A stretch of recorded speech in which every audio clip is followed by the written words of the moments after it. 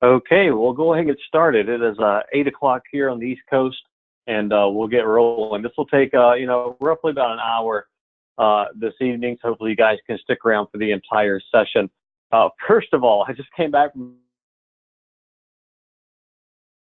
St. Louis, so I hope everyone is somewhere warm tonight. That was interesting.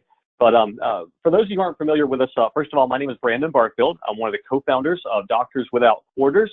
And if you're not familiar with Doctors Without Quarters, or DWOQ, as we're usually referred to, we are a student loan advisory, and we specialize in helping physicians and other healthcare professional graduates to strategically manage your student loan debt. In any given year, we work with over 1,000 recent graduates and other young professionals to go through their student loans, talk about their career path, their financial dynamics, and help them put into place a very strategic loan repayment plan that complements their career and financial profile. And as with most things in life, that changes and evolves as their career progresses. And so we do quite a few of these webinars every year to kind of support the consultations, and also to just provide general education to make sure that as a graduating class, all of you have the information that we really feel like you need to have to make good informed decisions, whether you're working with us or kind of managing this process on your own. There's certain programs that you need to understand inside and out very well, and how they impact each other, and how you might want to look at reassessing things as your career does begin to take its course and things begin to evolve. We've got a great partnership with St. George's in particular. We do have a discount on our services just for St. George's graduates, and I will share that discount information and how you can work with us if you choose to at the end of tonight's presentation in one of my last couple of slides. But we've been partnering with the school for quite a few years now, and hopefully you all will find tonight's information as helpful as some of the previous graduates have found. Now, we do have the opportunity to ask questions this evening. I've got the phone lines muted just to avoid background noise and such, but if you have some questions, you should see the question field there in your go-to webinar control panel. And most likely, I'm going to wait till near the end to answer those questions. If I'm doing a good job tonight, I'm going to answer the more common questions that tend to come up as I go through my normal dialogue. So perhaps write your questions down on the side, and then at the end, if I still haven't answered it, then post it there in the question field toward the end. That'll probably help us move along just a little bit quicker this evening. So let's get rolling. Some things we're going to cover tonight. We'll look at kind of the economics, if you will, of being a new veterinary graduate, starting salaries, typical debt levels, things of that nature, and how they kind of impact one another. The whole topic of what strategy is right for me is definitely relative to your individual career path and your salary, and of course your financial profile. We'll look at different repayment options. We'll park there for several minutes to break down some of the more popular repayment options that we see veterinarians tending to pursue and utilize shortly after graduation. We'll kind of give you the formula that we think tends to work best if your profile matches the profile I'm going to use in my example. But we'll talk about some of the different ins and outs of the plans. Many of them are similar, but there are some very unique features between them that you can really leverage if you're thinking about it. Now, we'll also have a discussion on forgiveness. Some of you may be wanting to pursue certain forgiveness programs, or inversely, you may think that forgiveness doesn't apply to you and you haven't even given it a second thought. And you may find there's some forgiveness opportunities out there that are quite lucrative that you didn't know existed. So we'll talk about forgiveness briefly and how that might apply to you and how to take advantage of it if it does apply to you. I've got some case studies that I think you'll find that are very realistic and hopefully relative.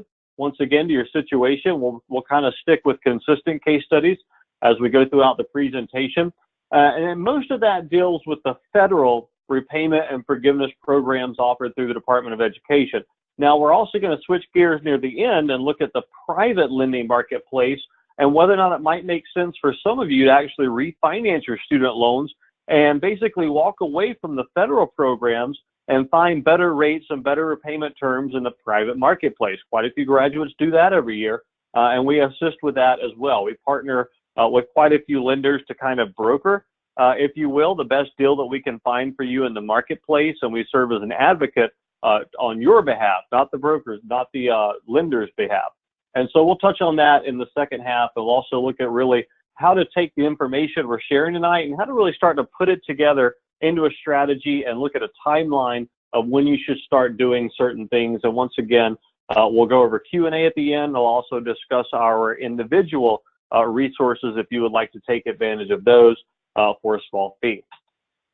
Now, let's start out by looking at average debt levels. As everyone certainly knows, the cost of higher education, particularly in the medical fields, vet, dental, MD, and DO, we've seen the cost of these programs just skyrocketing over the last decade or so.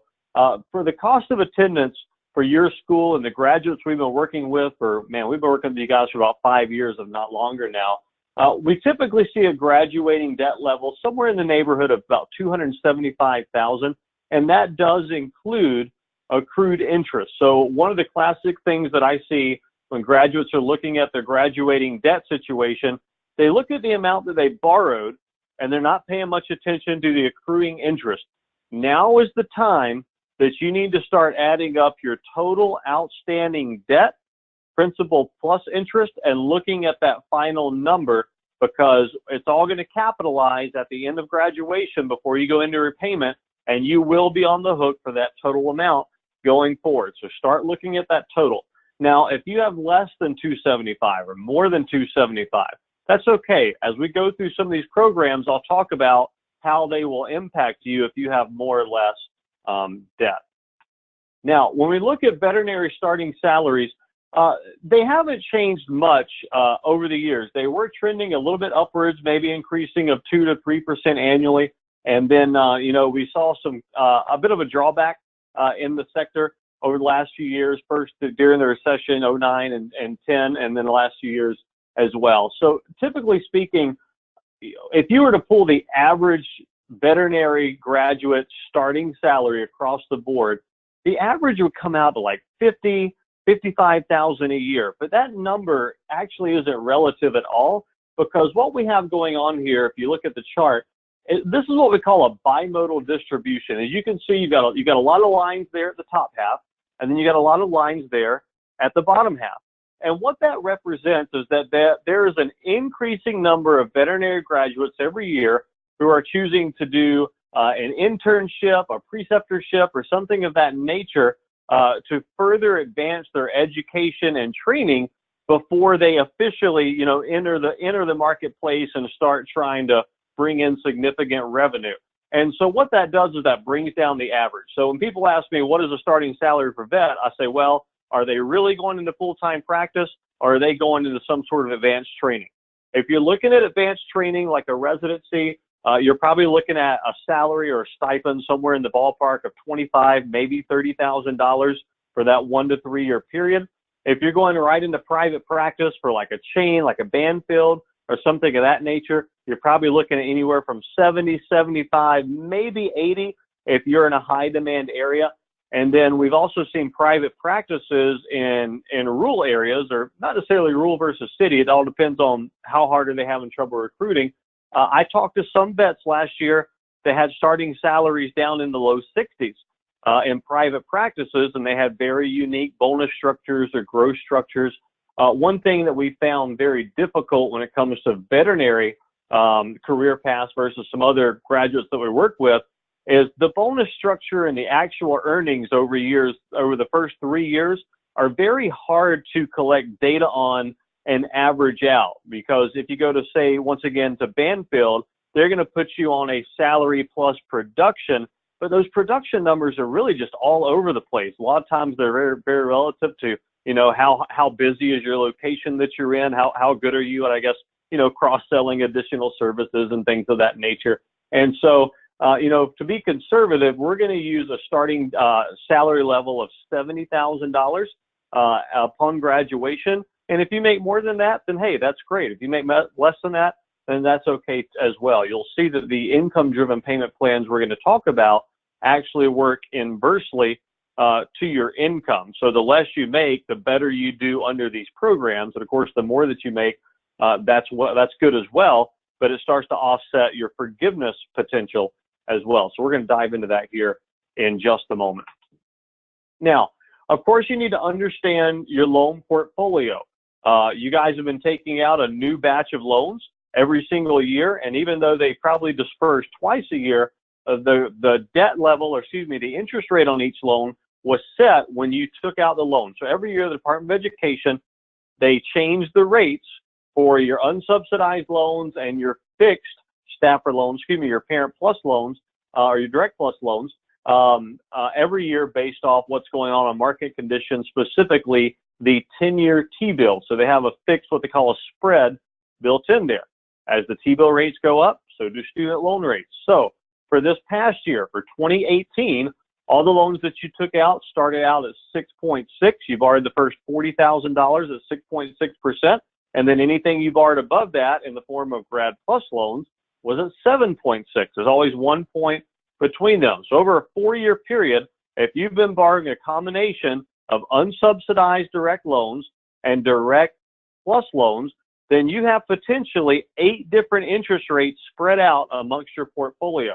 So one of the things you'll want to look at is trying to figure out, what is my average interest rate across all of my loans, so that you compare it to things like refinancing in the marketplace and other opportunities. When we're doing consultations for clients, one of the very first things that we want to do is we break down the loan portfolio in very fine detail, and we start crunching those averages of total debts and accrued interest and things of that nature. Now, if you have any sort of private loans, credit card debt, relocation loans, private education loans, those are going to have to be handled kind of separately. They don't qualify for any of the federal income-driven payment or extended payment or forgiveness programs. You're going to have to work with their lender to see what their terms are. So, for instance, if you took out a private loan, the typical terms on that are variable interest rate and a 15-year traditional repayment period. So if you wanted something other than that, then you would have to work with the servicer to try to work out other details, or often we see people go and refinance those very quickly in the refinancing marketplace to try to get a better interest rate and lock in a fixed interest rate, and then they choose a 5, 10, 20-year term, whatever they want on that. So if you have private loans, we'll talk about that a little bit more in the second half. Now, timeline. We're going to come back to this at the end, but one of the first things you need to identify is, what is my timeline? When are you graduating? When do your loans come out of in-school status and officially go into a repayment or a post, what they call a post-enrollment status? Usually the status on your loans changes within a couple of weeks, sometimes a couple of days of your official graduation date, and that's when your mandatory 6-month grace period begins. The only thing you can do during that grace period is consolidate your loans, or you write out the 6-month grace period and then you officially enter repayment at the end of that 6-month grace period. It's meant to give you kind of a buffer, if you will, after graduation to kind of get your career going and get those paychecks coming in, so that hopefully you're ready to start making payments at the end of that 6-month period. Now, we don't always take advantage of that. Oftentimes our clients do choose to forego the grace period and consolidate their debt early on so they can kind of get a jump start on their loan repayment strategy. And once again, we'll talk more about timeline at the end of the presentation. But for right now, you do need to be thinking about your strategy. If you're going to do a consultation, you do it sooner than later. And that way, when you do graduate and it is time to pull the trigger on your strategy, you've already got all the details worked out. You know what your plan of action is, you know what you're going to be doing, and you're not stressing on that right around the time of graduation when you've got a lot going on. So we'll come back to this at the very end. Now, let's get right into your repayment options. You have a plethora of loan repayment options to choose from in today's federal marketplace. Of course, you have your traditional options, your 10-year, what they call the standard repayment, which is kind of the default on your loans. You can do a 25-year extended term repayment. If you consolidate, you can do a 30-year extended term repayment. And then you also have this, what has now become a family of income-driven repayment options, also IDRs, as I'll refer to these throughout the evening. What these programs do, as the name implies, is they basically look at your income as opposed to your total debt level to calculate how much you have to pay on your loans from one month to the next. These programs were specifically designed, number one, for people struggling to pay back college debt during the recession years, and number two, for people to have very, very high graduate, especially graduate debt levels, and they're high proportionate to their income. You know, not everyone makes a ton of money right out of college just because they have an advanced degree. And what these programs do is they basically set your payment as a portion of your income so that you're not drowning in debt and you don't have half of your take-home pay going towards your student loans and you're starving in the meantime. And so the programs provide some very, very good relief from a budgetary standpoint. And in some circumstances, if you utilize them, you know, very strategically, they can also set you up for some very significant cost savings and potentially forgiveness, which we'll get into. But let me also say, if you don't use these plans strategically, if you just blindly go in to say IBR, income-based repayment, and you're not really running any projections or taking the time to see where it's going to take you long term, you can actually end up spending a lot more than you normally would on one of these plans versus a traditional pay down strategy, because the nature of low payment in the beginning allows interest to kind of balloon in the background, and you end up paying more than you should while that interest is accruing. And we're gonna expand on this quite a bit more. Let me highlight a couple of details between these plans before we get into our first case study. First of all, IBR is the oldest plan. Pretty much everyone qualifies for IBR if you want to take advantage of that. It's a 15% discretionary income formula is what they use to calculate your payment. And now when I say discretionary income, that has nothing to do with your budget, how much you pay in rent, things of that nature. What they simply do is they take your tax return from the previous year, they look at your adjusted gross income, your AGI, and they subtract out a fixed amount based off the federal poverty guidelines. For instance, for this year, it's about $18,000 if you're single. So if you made $70,000 and they subtract out $18,000, that leaves $52,000 remaining, and $52,000 is your discretionary income. So they would multiply that times 15% and divide it by 12 months to calculate your monthly payment. So all these payments basically relate back to your family size and the adjusted gross income on your tax returns every single year. We'll talk more about that here in just a moment. So IBR is the oldest plan. We occasionally see graduates still taking advantage of IBR for, you know, one reason or another. Most of you are going to want to focus more on the pay-as-you-earn and the repay plans at the bottom. First and foremost, both of these plans have a 10% payment calculation instead of a 15%. So right off the bat, they're roughly a third cheaper than the IBR plan, and that is the reason that most people aren't using IBR over the last couple of years.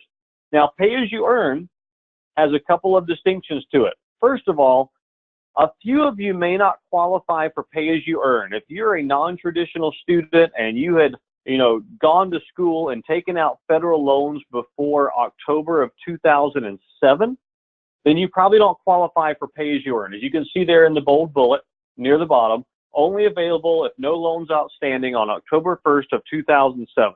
If you weren't in college in 2007, forget about that. It won't impact you. No big deal. But some of you on the call may be, you know, non-traditional or may have, you know, done a program earlier on in the 2000s. Pay-as-you-earn allows you to file your taxes married separately. If you eventually get married or you're already married, that way your spouse's income isn't rolled into that payment formula. You certainly don't want your spouse's income doubling your payment and offsetting long-term forgiveness potential. So quite a few of our clients do put into place a married filing separate repayment strategy, and that is a unique benefit offered by pay-as-you-earn and IBR. That benefit is not offered under the repay program at the bottom. So right off the bat, if you're married, your spouse has a very significant income, but they don't have debt to offset their portion of that income, then you may want to focus on pay-as-you-earn. Pay-as-you-earn also has a 20-year taxable forgiveness option. If you compare that to the bottom one, repay, you will see repay, like IBR, has a 25-year forgiveness option. So if we look at your strategy and we determine, hey, the best long-term game for me is to do a long-term taxable forgiveness strategy, then you may find that pay-as-you-earn is more suitable then revise pay as you earn or repay at the bottom. And so once again, everyone's in, many of you are in similar situations that you come out with similar graduating debt levels and you're starting your career. But when you really start to dive in, of course, everyone has very, distinctions between them, such as marriage, how much your starting salary is, things of that nature. And that's where the details of these plans start to become important. Now, let me get on to repay at the bottom. Repay is the newest plan, and it has one key benefit that none of the other plans have, and that is very significant interest savings and or subsidies. The way this plan works is when they calculate how much you owe in interest every month, your payment is applied, and if there is any interest remaining, they are going to cut that remaining interest cost in half before they apply the rest back to your account and continue accruing it on your account. I'm going to show you examples of this in a moment. But for many of you in the first few years of your career, that could equal tens of thousands of dollars in interest savings that you would otherwise be accruing. So if you're single in particular, you may find the repay plan is a great benefit for you early on, but once again, it's a longer term forgiveness option.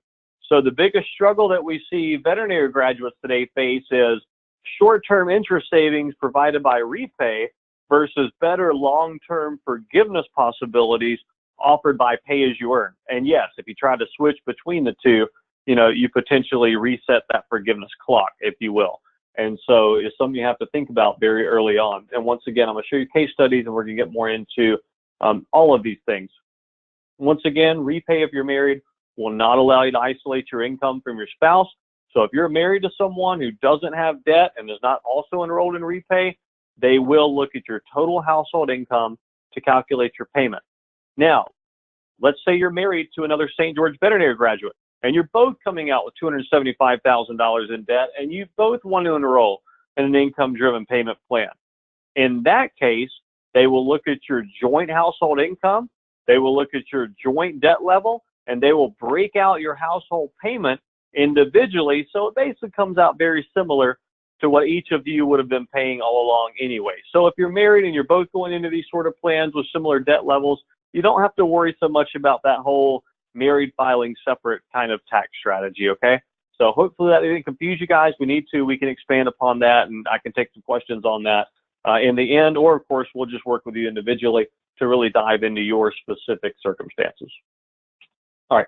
Now, let me go ahead and get into a case study because I think you'll find that just adds a lot of clarity. We can go through bullets all day long, but once you start seeing the numbers, it just really, it'll really start to click for you. So I'm going to use, as I mentioned earlier, a profile of $275,000 in graduating debt. In this case, 6.5% interest. Your different interest rates are going to, your interest rates are going to be a little bit different based off how much you borrowed in each year, and a starting salary of $70,000. In this case, we're only going to grow that starting salary 3%.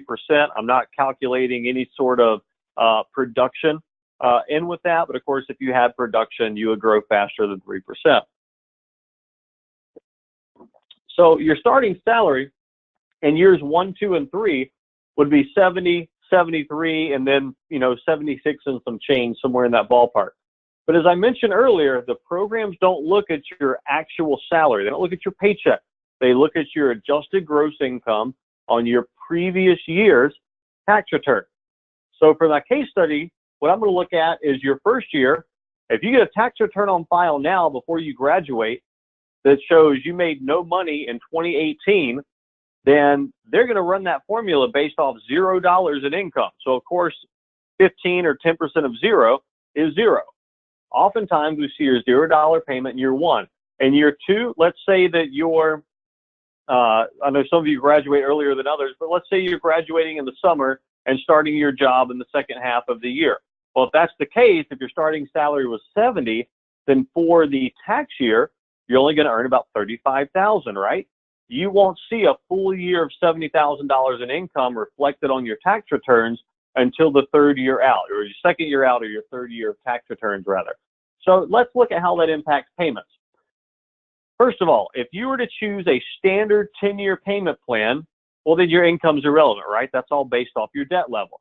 So a 10-year payment on $275 at 6.5% interest is about $3,100 per month. Can you afford $3,100 a month when you're grossing $70,000? I don't know. It all depends on your budget, right? What other bills do you have? Your car payment, your house payment, things of that nature. Is there another, income earner in the household? If you think that's tenable, let us know. If you can afford that sort of payment, we will instantly connect you with a private refinancing lender who will give you probably a better rate than that 6.5, and we will instantly help you save money on your interest costs over that next 10-year period, okay? But for most of you, you're probably going to find that $3,000 number is just a little too much to take on early in your career, and that's based off the hundreds of veterinary graduates that we have, worked with and counseled over the years. Now, I mentioned earlier, you can do a 25-year extended repayment. The longer you stretch out the loaner payment, of course, the more your payment goes down. In this case, the payment was $1,857. Now, you more than doubled your payment term there. So you might have thought that payment would come down below $1,500, if you're just dividing it by 2.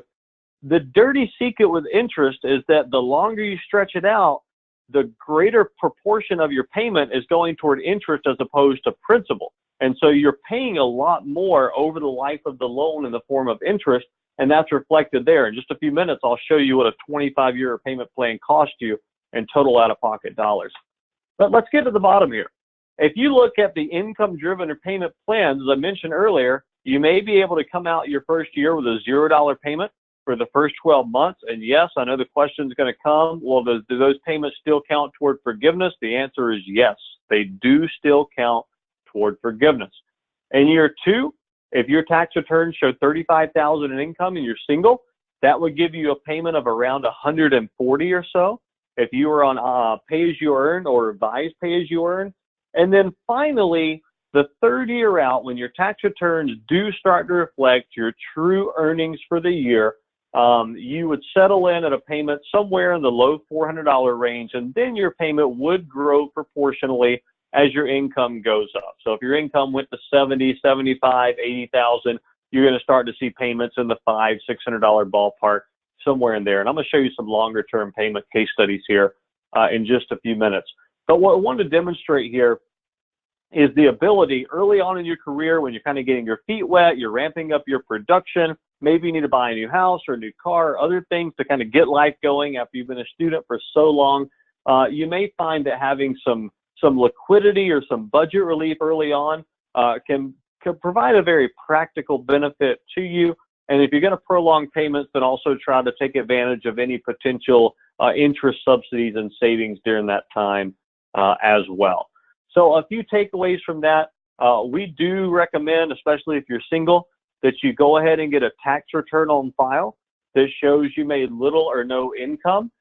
Most of your tax software, like your TurboTax or whatever, they won't let you do a $0 file. It'll throw an error. What we recommend is you just go to the IRS website, you print out, it used to be the 1040 now, it used to be the 1040 easy. This year there's just a new standardized 1040 form, but you'll still find it's a very simple form to fill out, especially if you have no income. Take that form, fill it out, make yourself a copy, and mail it in to the IRS. Yes, mail it, put a stamp on it, mail it old school, and they will process it. And eventually, when you go to apply for repayment, we can link that up using the online tools as we process your repayment applications.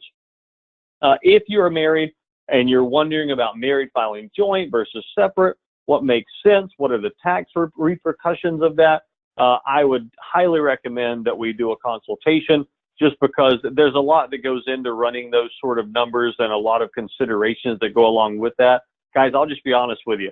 When you have student loans and you get married, especially if you get married to someone else who has student loans, everything just gets a notch up on the complication scale, okay? It's very hard to just kind of standardize and give general advice when we're talking about married couples with, debt and income levels all over the page. Look for other AGI deductions. Once again, because payments are based off your adjusted gross income, anything you can do to bring down that AGI number, such as various deductions, what they call above the line deductions on your tax return, they're going to have a positive impact on your loan repayment commitment. And then also think about things like, am I going to contribute to a retirement plan? Are those contribution is tax deductible or not, what sort of plan is right for me. We are not investment or retirement, advisors, but we can connect you. We have a new platform actually we're starting to set up to help people with that. But the biggest thing there is you can't look at your student loans in a bubble. You have to make sure that your loan repayment strategy complements your overall financial strategy, okay? So make sure you're factoring this into your budget and other things you're trying to achieve, such as retirement savings. Now, let's look at some more long-term implications of these programs. Saving money on the front end is nice, but it doesn't take a genius to figure out, hey, if I'm paying a lot less than I should on the front, then that's probably going to cost me more on the back end, potentially, right? And you absolutely have to be aware of the long-term implications and sometimes repercussions of these programs. So we'll look at a tale, if you will, of 4 different graduating vet students using the same 275 in debt profile. So if I chose the standard 10-year plan, once again, that payment's $31.23. Simple math, over 10 years worth of payments adds up to $375,000 in total out-of-pocket cost. Now, is that a big number? Yeah, most people would say yes, that's a big number. Is that an expensive number? Is that too much to pay to retire my debt? What do you think? Well, that's a relative question. It's all relative to what your other payment options are and your personal goals are. But I can compare it to one thing right away, and that's that 25-year payment plan. If you pay $1,857 a month, you'll end up paying over $500,000 in student loan debt. So once again, I mentioned a lot more interest costs built into those payments. Well, there's the result of that. That's the cost of, on traditional terms, of taking longer to pay back a loan. If that number looks bad, then hey, most Americans take out a 30-year fixed rate mortgage, and they're literally paying double what they borrowed for their house to pay off their mortgage, such as life. People do it all the time. So if that's the route you choose to go, don't lose sleep over it. Now, when we get into the income-driven payment plans, of course, you have to look at, well, first of all, what are your income projections? If I use a very simple 3% year-over-year increase over a 20-year period, then you can see in the middle there, payments capped out 20 years later at $694. So payments never went north of $700 a month. Now, if you have production, your income increases more rapidly, then you will go above that number. Initial out-of-pocket cost was only $120,000 over that 20-year period. So initially, your savings is huge. You have paid very, very little on your debt over the course of that 20-year period, and hopefully you've been smart with those low payments. You've used that additional money in your budget to invest or to build a practice or make smart financial moves and create opportunities for yourself career-wise.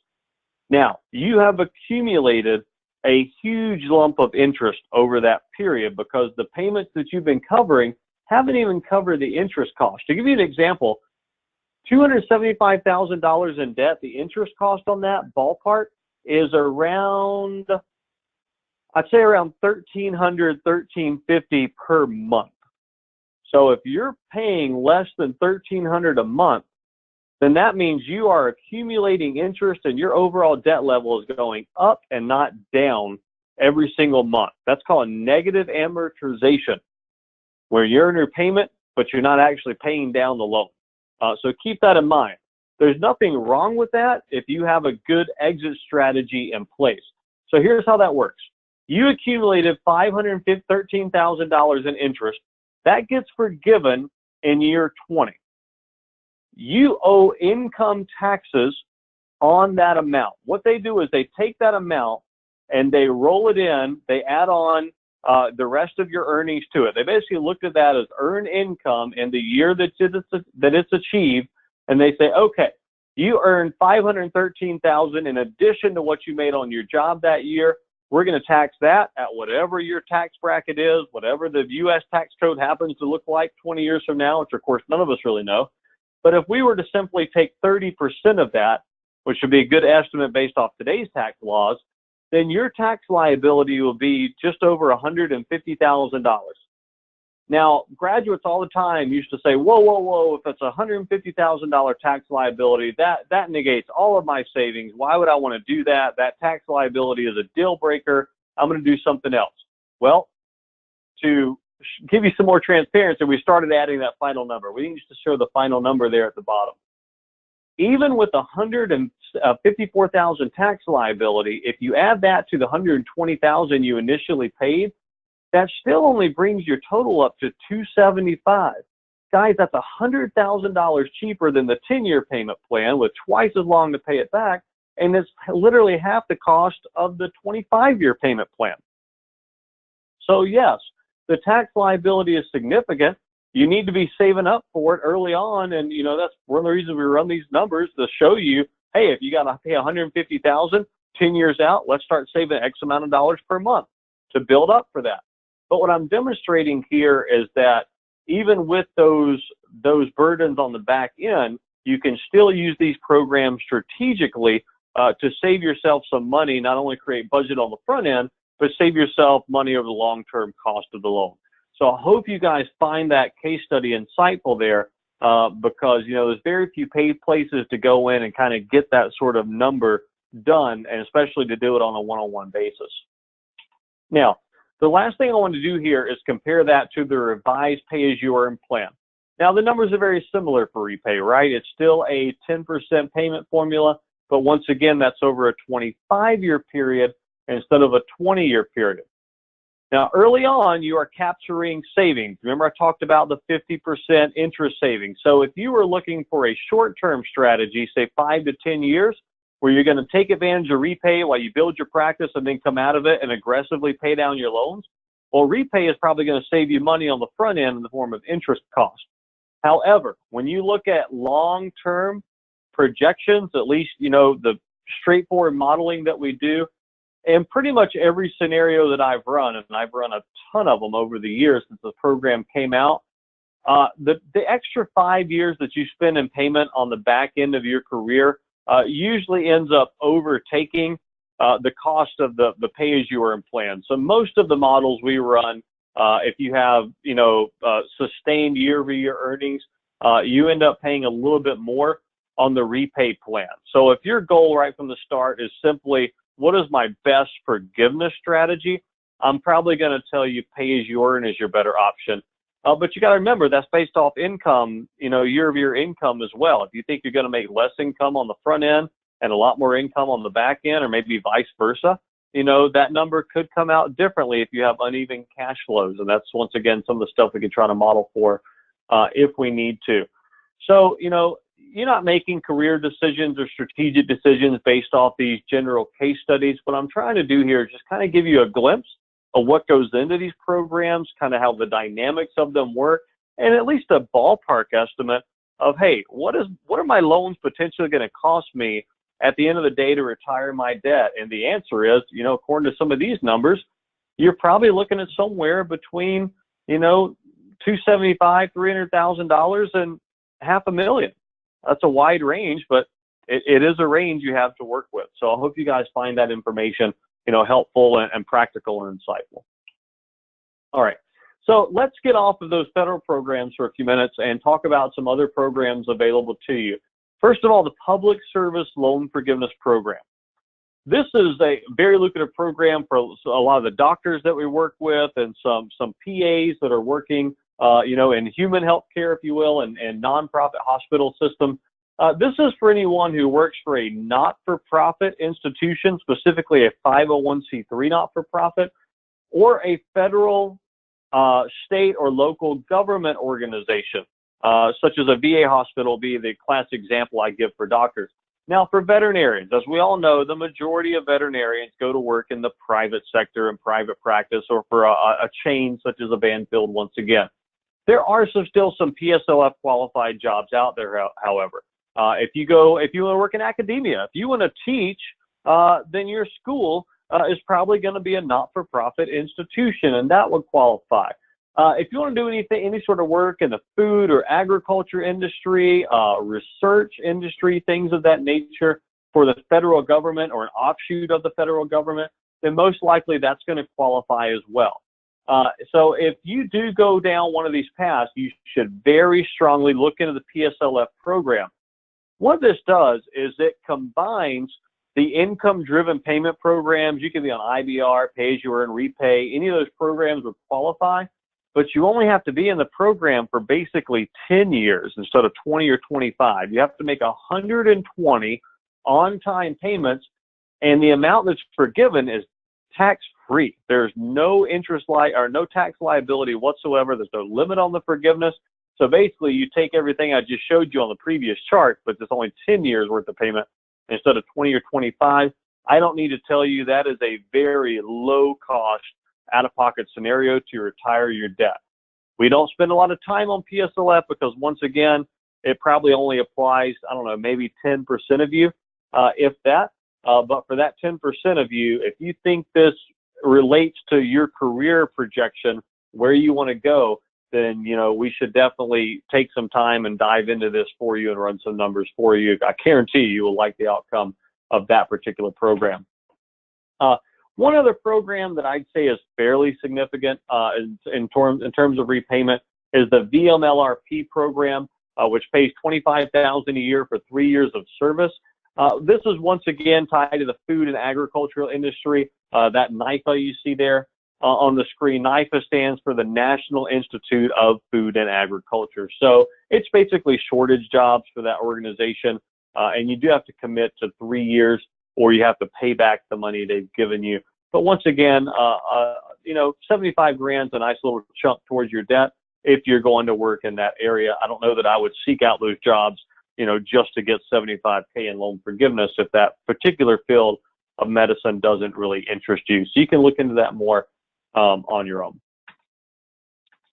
So a big question that often comes up with these programs is, hey, these forgiveness numbers look great. How do I know if they're still going to be around years from now? I heard they're changing this program or doing away with that program, especially public service loan forgiveness. It's always in the news, and everyone thinks they know what's going on with that program when they don't. Guys, the one constant here is that there is always a lot of change with these programs. They're very politicized. Legislators are constantly coming out trying to, you know, give their version of what they think is an improvement on the program. I will say that pay-as-you-earn was an improvement upon IBR, and it was 10 to 20% or 10 to 15% payment, 25-year forgiveness down to 20. It was a great improvement on IBR. And then repay was meant to be an improvement on pay-as-you-earn. Well, in some ways it was, in some ways it wasn't with the longer-term forgiveness option. But we do find that these programs are subject to change. Usually the way they do it is if they roll out a new program or if they phase out your current program, historically, they're going to grandfather you into completion and let you continue on with the program in its current form or the original form it was when you enrolled. Or they give the option to reconsolidate your loans or switch over to the new program if you think that it's better for you. And once again, if there's new options available to you, maybe they're good, maybe they're bad. We don't know until we look at the numbers and once again look at your specific information to see how it's going to impact you individually. But the biggest reason I bring that up is to say, you can't just pick your strategy when you graduate and then stick your head in the sand and move on with life. Even if your career goes exactly the way you think it's going to, which of course, you know, that's a far chance from that. But even if it did, the programs evolving around you still necessitate that you occasionally come back and take a second look and a third look and a fourth and fifth at your loan repayment strategy as the years progress. Most of our clients meet with us on an annual basis, or a few choose to just come in every, 2 or 3 years and just do a loan consultation and kind of update the numbers, and we update them on what's going on legislatively. They update us on what's going on in their personal and their financial and their career lives, and then we update the numbers and rerun the projection, and we determine, do we need to make a significant shift in the strategy here? So definitely keep that in mind. So it's just an ever-evolving marketplace, and also dealing with servicers. Aside from doing refinancing analysis and individual student loan consultations, I'd say the third biggest area where our company expends, I guess you call it labor hours or man hours, is on the phone with our clients dealing with servicer issues, problems that they caused in the first place that they don't want to fix, or they're giving our clients the runaround. And of course, as borrowers, you don't always know the exact questions to ask. Let's face it, you guys aren't finance majors, right? You're veterinary, you're medicine majors. And a lot of times you don't know the questions to ask. You don't understand what's going on in your loan portfolio. And so this is what we do. So oftentimes we get on a three-way call and we'll have to, work it out. But do not expect these loan servicers to understand things like, what a preceptorship is, or what a residency is, or how your career is going to progress, or your production model. Don't call your servicer and say, hey, here's my offer from Banfield or from this private practice. What repayment plan do you think is best for me? Guys, they don't have a clue. In fact, if I give you one piece of advice tonight to take with you, do not ever check the box on your repayment form that says, let my servicer choose the plan that's best for me. Yes, that is a checkbox on the repayment forms, and I have seen some crazy, crazy stuff come from checking that box, okay? So make sure that you are making an informed decision as to what repayment strategy makes sense for you, and make sure that your servicer puts you in the right plans and calculates your payment appropriately. And if they don't, you need to get on the phone very quickly and get it worked out. Finally, news organizations are always looking for a story to run these days. Student loans are a very hot topic, very polarizing, very eye-catching, and they really hit people. It's a flashpoint. It's a pain point. Do not believe the hype in the media when you start hearing things like, 99% of PSLF borrowers got their applications denied, or these people were promised forgiveness and got it denied. Guys, we look into those cases anytime there's a story in the media. Every single time there's a very legitimate reason of why that borrower was not approved or awarded forgiveness, and it's because they didn't follow the rules of the program. If you understand how the programs work, they're as legitimate as they can be. But if you make mistakes and you're not doing, following the rules of the program, then yes, they are going to deny you, okay? So don't believe the hype in the media when it comes to student loans. If you ever have questions about something you hear in the media, check out our blog. We're usually if a major news story hits the media, within a few days, we're usually pretty good at doing a write-up on it and posting it on our blog, on our website, dwoq.com, and look for it there. Or you can always send a message to help@dwoq.com, and we can try to look into it for you. So one more case study I want to share tonight before we start to wind down. When you're trying to look at what plan is best for me, especially if you're doing advanced training, or you don't think the first job that you're going to take after graduation is really going to be where you see yourself staying long term, you might have this kind of fork in the road where you choose one strategy early on, and maybe you need to switch strategies later. For instance, maybe use an income-driven payment plan to free up your liquidity and help you get some training, advanced training, work up under a veterinary practice and maybe a lower salary, and then, plant that seed and eventually branch out and start your own practice when, of course, your income would hopefully go up very substantially if you're running your own practice, in which case, the income-driven payment plans may not make sense at that point if you go that route. So let me give an example of what this might look like when you're trying to, choose what plan is best for you short-term and long-term. So here's Dr. D. Dr. D's been working in private practice since graduation, and she's been utilizing an income-driven payment plan, based off her fixed salary and the debt level. The income-driven payment plan and probably a long-term forgiveness strategy made sense at the time. So she's 5, 6, 7 years into this maybe, and all of a sudden she does have an opportunity to buy out a practice or start her own practice, and she does see her income level rise dramatically. So we run the projections and we see, hey, based off what you're making now, we don't feel like a forgiveness strategy and income-driven payment plan is the best fit for you anymore. So what are we going to do at that point? We're probably going to look at refinancing and dropping the interest rate on the loan to one of our private lending partners and just putting you on more of either an advanced repayment strategy or a more standardized repayment plan. So initial loan balance after graduation was $275. 7 years in, if you were using pay, your loan balance is going to be around $371. If you're under repay, then you were getting that 50% interest benefit early on, and your loan balance is nearly $50,000 less because you chose the benefit of the upfront interest savings versus the 20-year forgiveness program. So you have to kind of think about that sort of thing. Now, we got to repay back the balance. So what are we going to do? Well, if we can refinance it, let's say we can get her a 2% interest savings on a 15-year term. Well, over the life of the loan, that equates to about $50,000 in interest savings.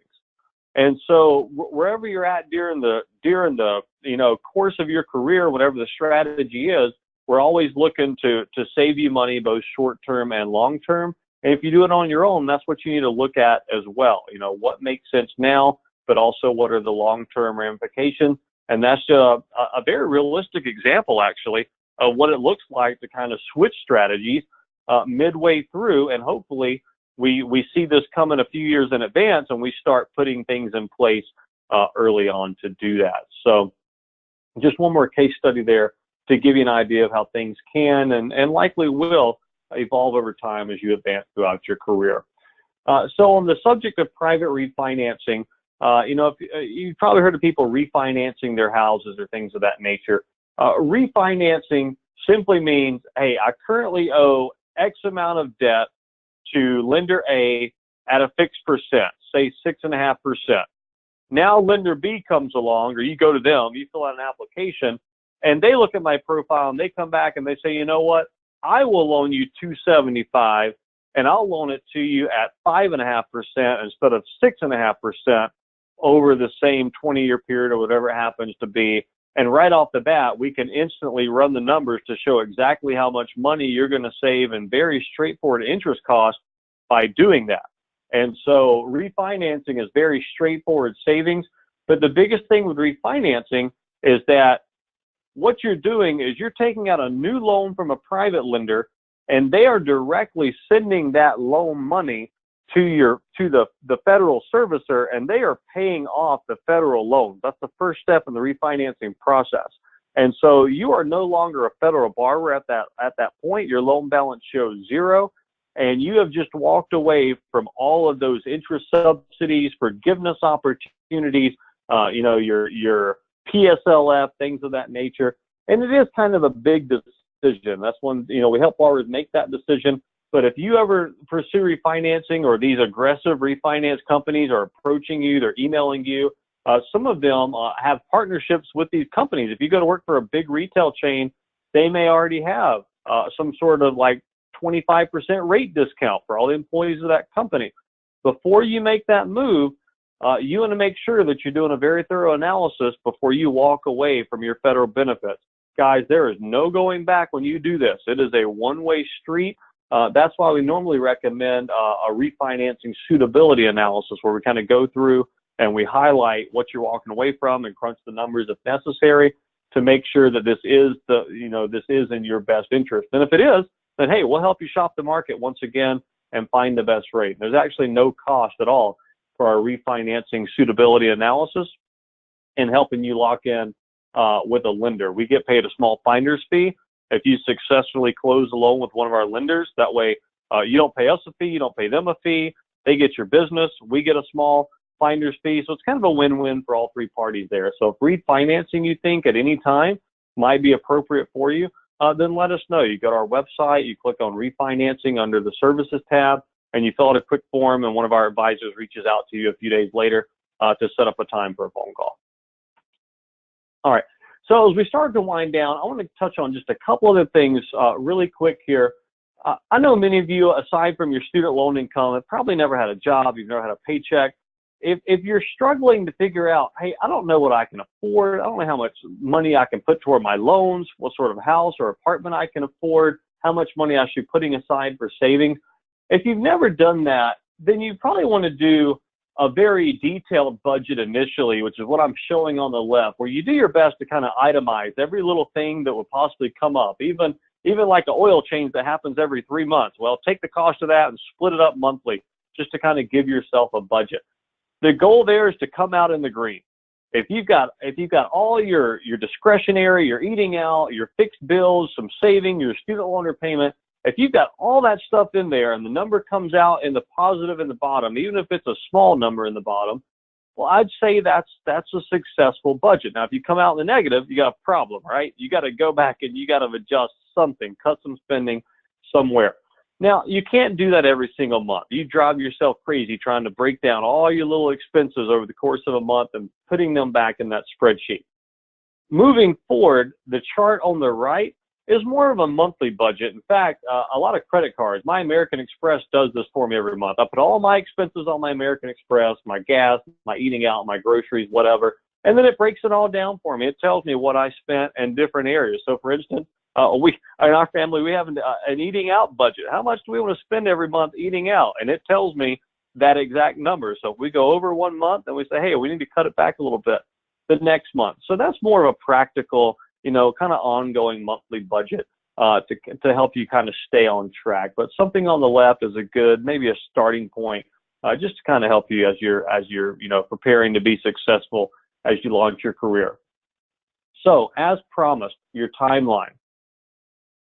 The first step in putting a loan repayment strategy into place is to sit down, analyze your loans, analyze their programs available to you, discuss your career path. If you're getting married or you're already married, how does your spouse's income or financial situation tie into this? And go ahead and hash out what your loan repayment strategy is going to be, which plan you're going to utilize, how much you're going to need to budget in the first few years of loan repayment based off your income projection. And that's what we do. So usually between now and graduation is the time that we are extremely busy doing individual student loan consultations. And I'm going to show you very transparent pricing on the next slide if you want to take advantage of those. Or if you're doing it on your own or working with your own financial planner, CPA, whoever happens to be, once again, do that as soon as you can before graduation. Or if you just graduated, then as soon as you can before you get too far into your career. One of the first things we identify is, are you going to utilize your 6-month grace period, or are we going to try to basically jump that and get an earlier start on repayment? The only way to forego the grace period is to consolidate your loans. A federal consolidation does not have a grace period. So just because of the structure of that loan, it basically lets us bypass the grace period for strategic purposes. And so we do utilize that strategy on a regular basis. Now, if you're going to do an income-driven repayment plan, they renew your payment annually based off the date that you're approved. So if you were approved on, say, May the 1st, then every year on May the 1st, they're going to reset your payment based off your updated income tax information, and you have to send in that information. Guys, be very careful. If you fail to resubmit your income information in your IDR renewal form every year by the deadline, they will kick you out of the program and default you back to the standard 10-year payment plan, and you will get a bill in the mail for $3,000 that oftentimes you do have to pay at least one month before they straighten it out, and that's likely going to reset the clock on your forgiveness as well. So one thing about the income-driven payment plans, they can save you a lot of money if you use them strategically, but you do have to stay on top of things, okay? You can't set it and forget it. At least once a year, you have to do that paperwork. And once again, if you are not going right into your long-term strategy, if you're going to put maybe a stage 1 or a short-term strategy into place, then think about that fork in the road. At what point are you really going to figure out, okay, now this is how I'm actually going to retire my debt. I managed my debt for 3 years while I built up my career. Now it's time to switch gears and really start focusing on paying down and retiring my debt, or locking in a forgiveness strategy, whatever it happens to be. For some of you, if you've already got jobs lined up, you might be going straight into that long-term strategy. But I know others of you, especially if you're doing advanced training, it might be a few years before you're really ready to make those decisions, okay? All right. So finally, if you are interested in working with us, here's how our program works. We do initial consultations that last roughly an hour, and they're done via Zoom video chat. Our team is based out of St. Louis. We have clients all over the country, and even some that are working abroad. We meet over the computer. We do screen share, similar to the way I'm screen sharing this evening. where we're running the calculations for you. We're breaking down your loan portfolio. We're diving way in to your financial situation, what you think your career path is going to be. Sometimes we can even provide a little insight based off other veterinarians that we've been working with and what worked well for them. And we're going to compare all the programs and help you lock down a program. You'll very clearly see the forgiveness and projection numbers. We actually built a calculator from the ground up just for this purpose, to help healthcare graduates break down these different programs and run the numbers and show the interest and forgiveness and subsidy savings. And so our service was literally built around you and people like you coming out with advanced medical degrees and six-figure debt levels. That's what we do as a business. So we will help you analyze all that, and at the end of the meeting, answer all your questions, talk through the step-by-step strategy. Sometimes we even help you do the paperwork if necessary and if time permits. And then, so the cost of that is $349 initially up front, and St. George's gets a 15% discount.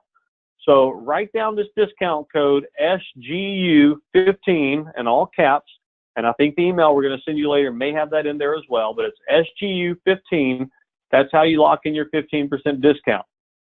If you want, you can also sign up for our ongoing service. Remember when I said we spend a lot of time helping clients work out problems or update their strategies or whatever it happens to be?